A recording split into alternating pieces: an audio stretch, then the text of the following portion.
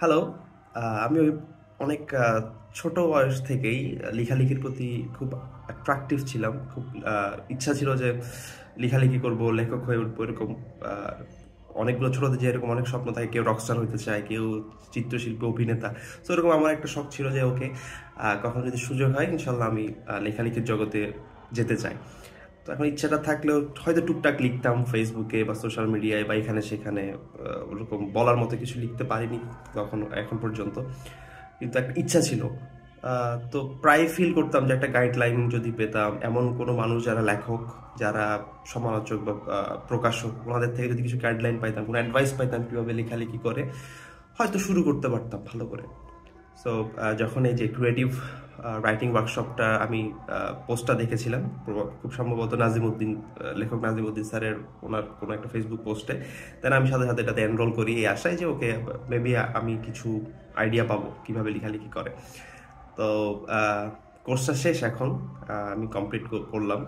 তো I can say that আমার expectations থেকেও বেশি কিছু আমি পেয়েছি এই ওয়ার্কশপটা থেকে। স্পেশালি প্রতিটা ক্লাস খুবই চমৎকার ছিল, অনেক কিছু শিখেছি, অনেক কিছু জেনেছি।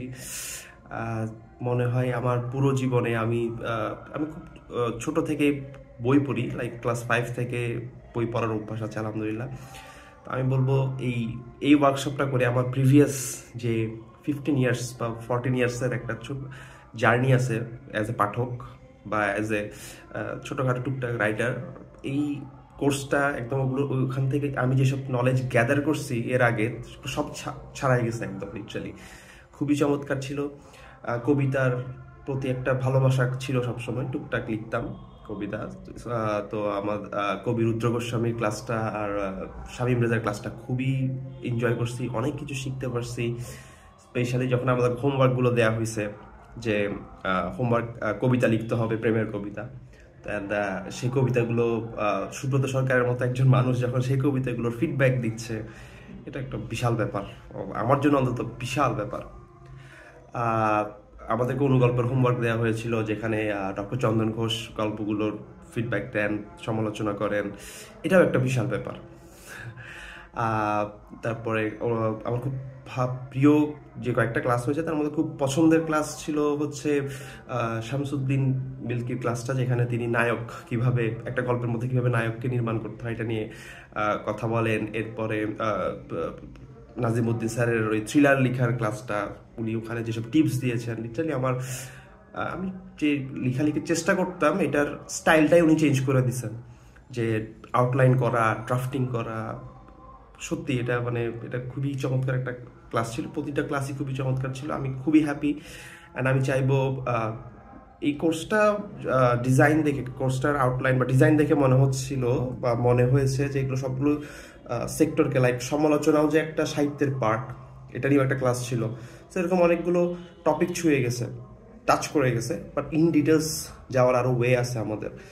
সো আমি আশা করব যে আয়োজকরা এ ধরনের আয়োজন কন্টিনিউ রাখবেন নতুন লেখকদের জন্য, বা নতুন যারা লেখালেখির প্রতি, হয়তো পাঠকরাও এটা এই কোর্সগুলো করতে পারেন। কারণ এটা আসলেই পাঠক হিসেবেও মানুষের অনেক কিছু বোঝার আছে, অনেক কিছু জানার আছে। একজন লেখকের চিন্তা ভাবনা কীভাবে করে, কীভাবে লিখেন, তখন উনি হয়তো বই পড়ে আরও বেশি আনন্দ পাবেন। বা সমালোচনা করতে গিয়ে কিভাবে সমালোচনা করে, কি কোন কোন জিনিসগুলো আসলে সমালোচনার সময় মাথায় রাখতে হয়, এরকম অনেক কিছু। ইভেন সাংবাদিকতা নিয়েও ক্লাস ছিল, সাংবাদিকদেরও অনেক উপকারে আসতে পারতো ক্লাসটা। সো আই থিঙ্ক আয়োজকদের এই ধরনের আয়োজন চালিয়ে যাওয়া উচিত, এবং কোনো স্পেসিফিক টপিকেও কিছু কোর্সের ব্যবস্থা করা যেতে পারে। শর্ট কোর্স, থ্রিলার নিয়ে, শুধু কবিতা নিয়ে, শুধু সাংবাদিকতা নিয়ে 1 উইকের 2 উইকসের একটা একটা কোর্স আয়োজন করতে পারেন তারা। আই থিঙ্ক অনেক সাড়া পাবেন। এবং অনেক অনেক ধন্যবাদ আপনাদেরকে, আপনারা এই কোর্সটা আয়োজন করেছেন, অনেক অনেক ধন্যবাদ।